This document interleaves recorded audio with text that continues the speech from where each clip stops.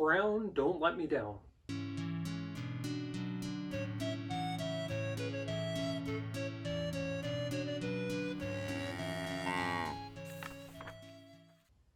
Hi everyone, I'm Jacob, I'm the CowHatLibrarian, and I've got a fun picture book tonight. It is A Rainbow in Brown by Pavonis, Giron. And I picked this up in my public library, I read it with my daughters, we all agreed it was a lot of fun. As the story starts, Josephine is dreaming of kittens in baskets and other things that just all happen to be brown. And in her art class, her teacher told them to paint things in their favorite color. And she's given red, yellow, and blue paint to work with. So Josephine paints all sorts of red things, all sorts of yellow things, all sorts of blue things. But then gets thinking about what is her favorite color. So she mixes some color and gets orange and starts painting orange things and purple things and green things. And when she accidentally mixes blue and orange together, she gets brown. And she's able to paint all sorts of her favorite brown things in so many ways, by mixing blue and orange together, by mixing red and green together, by mixing purple and yellow together.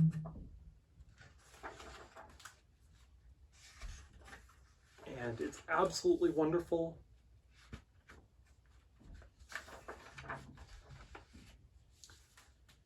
And it ends on a note that her favorite color was the one she needed to paint her.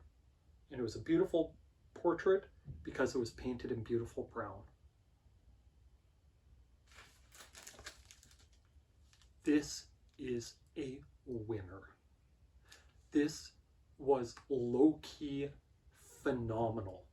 I loved it so much. First off, the writing was crisp and clear, flowery, but not overly so. It was very evocative. You could imagine all the pictures just flowing off of Josephine's paintbrush just from the words alone. So the writing was flat out solid. The artwork is just a beautiful, beautiful style, using white space to handle all the line work.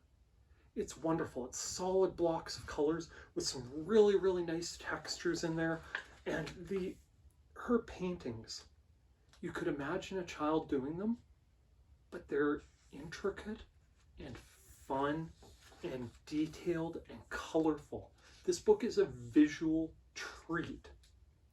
And even the small details, like seeing the direction that Josephine's hair is combed into her ponytail, and the brush strokes showing the texture of the fur on the tiger.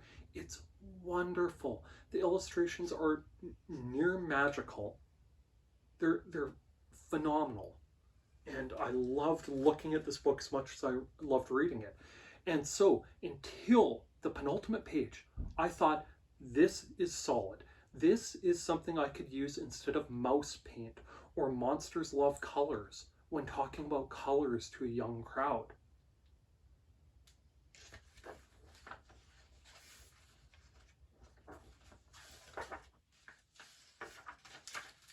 And then that last page sold it. It's not just about the colors. It's not about color theory. It's not about mixing colors. It's about who Josephine is and her being happy with that. There's no angst. There's no oppression. There's no opposite of it, being made to feel bad about who she is or anything else. It's just her being happy with who she is and the color she is, and being told throughout the story of color exploration. This is wonderful. This was magical. In terms of art, if you were looking for a read-alike, I know I recommended it a lot, but something like Drawn Together by Min Lee and illustrated by Dan Santat might be a good one. if you're looking for this idea, someone just being happy with who they are and accepting of themselves, but not in a stereotypical way, not in opposition to something else, not going from a negative to an okay neutral. You could also try Crown, an Ode to the Fresh Cut, which was also a wonderful, wonderful book on a great topic with brilliant artwork. I give this my highest recommendation. It's not a fast-paced book. It's not one that breaks the fourth wall. It's not one that will leave your kids on the ground laughing.